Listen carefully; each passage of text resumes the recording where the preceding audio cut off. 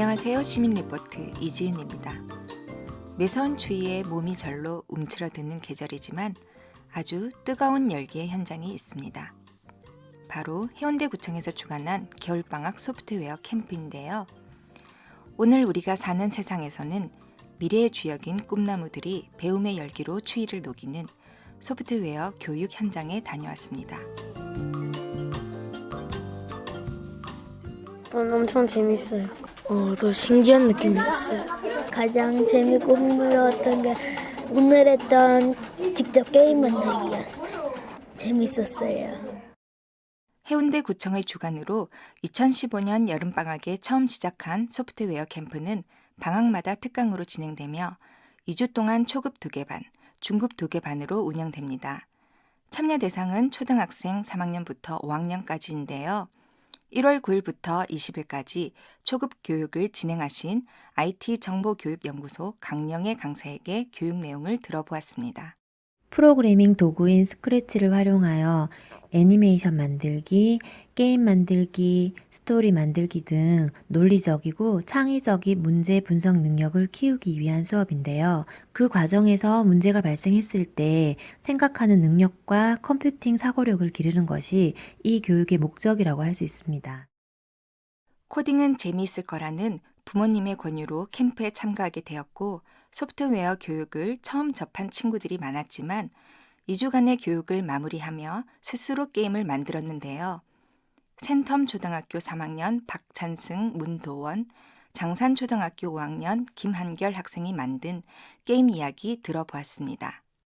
2인용 게임인데 한 명은 점프하면서 별 같은 거를 피할 수 있고 그걸 맞으면 이제 게임이 중지되고 지금 했던 그 게임 만드는 거 그게 제일 재밌었어요. 그냥 벽돌을 부셔서 이기는 게임입니다. 색깔 때문에 잘 안 튕겨졌는데 색깔을 바꿔서 튕길 수 있게 했어요. 생각대로 만들어져서 기뻤습니다. 생지가 자기 집을 찾아가는 건데 고양이가 나타나서 생지를 잡으면 으악 하고 처음 위치로 돌아가고 아니면 생지가 친구 멍멍이를 불러서 고양이를 쫓아낼 수도 있습니다. 재밌고 나만의 독창성이 있는 게임을 만드니까 좋았던 것 같습니다. 아이들이 즐겁게 참여하고 스스로 생각하여 게임으로 표현하는 과정 그 자체에 큰 의의가 있고 보람될 것 같은데요. 강영애 강사에게 기억에 남는 수업 이야기 들어보았습니다. 수업 마지막 시간에 개인 프로젝트 만들기를 했었는데요. 처음에는 못 만들겠다고 자신감 없어 하던 아이들이 막상 그 시간이 되니까 너무 열심히 하는 거예요.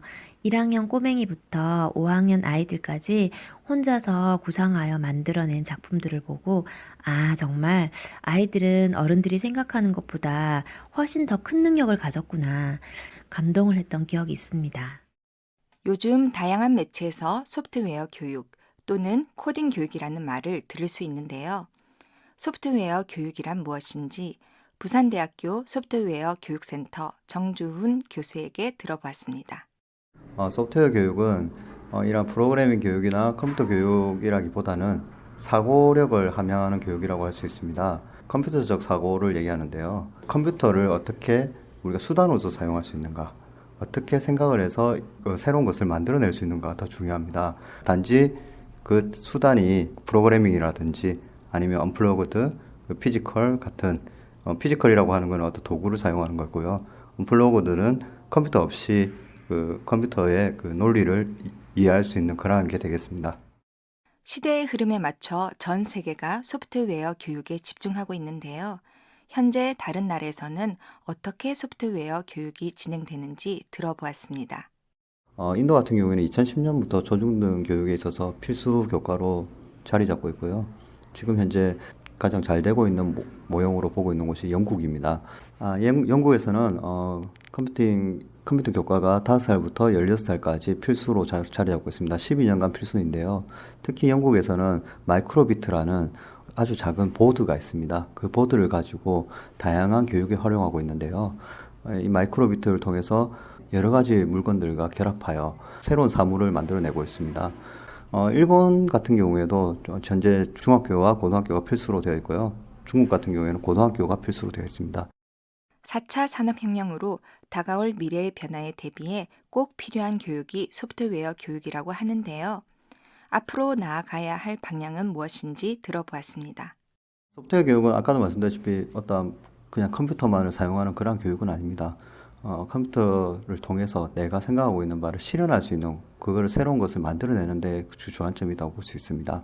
그렇기 때문에 일단 생각 자체가 깊어져야 한다고 생각합니다. 그러한 생각을 넓혀주기 위해서는 코딩 교육과 함께 같이 병행되어야 될 것은 오히려 인문학 교육이나 철학 교육이 아닐까라고 생각합니다. 그 깊이 있는 생각을 실제로 표현할 수 있는 그러한 부분을 길러주는 것이 앞으로의 우리나라의 소프트웨어 교육의 방향이 되지 않을까 생각합니다.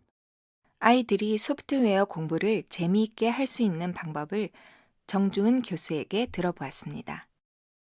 본인에게 맞는 툴을 일단 선정을 하고 다양한 체험을 해보는 게 좋을 것 같습니다. 아이들은 혼자 놔뒀을 때 오히려 창의력이 많이 발현된다고 해요. 프로젝트 같은 그런 것들을 혼자서 하는 것보다는 여러 사람이, 특히 부모님들이 같이 해주는 게 좋을 것 같아요. 부모님과 같이 하면 아이들도 많은 것을 느낄 거고 부모님들도 참 많은 것을 느끼게 될 것 같습니다. 여러분들이 세상을 바꿀 수 있다는 걸, 어리더라도 세상을 바꿀 수 있다는 걸, 그런 것들을 여러분들이 소프트웨어 교육을 통해서 알게 되기를 바랍니다. 우리나라는 2015 교육과정 개정안에 따라 소프트웨어 교육이 정규 교과로 편성됩니다. 중학교는 2018년부터 단계적으로 34시간 이상, 초등학교는 2019년부터 17시간 소프트웨어 교육이 의무화됩니다. 혼자서도 공부할 수 있도록 무료로 강의를 제공하는 좋은 사이트도 있습니다. 우리나라 비영리 교육 플랫폼인 엔트리는 단계별로 학습할 수 있습니다. 미국 소프트웨어 교육 지원 비영리 단체인 코드의 홈페이지 code.org에 가시면 쉽고 재미있게 배울 수 있습니다. 소프트웨어 교육은 프로그래머를 양성하기 위한 교육이 아니라 컴퓨터적 사고력을 갖기 위해서 다양한 활동을 통한 컴퓨터의 논리를 이해하고 창의력과 사고력을 증진시키는 교육이라고 합니다. 소프트웨어 교육은 무엇보다 즐겁고 재미있게 하는 것이 가장 중요하다고 전문가들은 말합니다. 스스로 생각하는 힘을 기르는 소프트웨어 교육으로 자리 잡기를 기대해 봅니다. 시민이 만드는 청취자 참여 프로그램 우리가 사는 세상은 시청자 미디어 재단 부산 시청자 미디어 센터의 지원으로 만들어집니다. 지금까지 제작의 이지은이었습니다.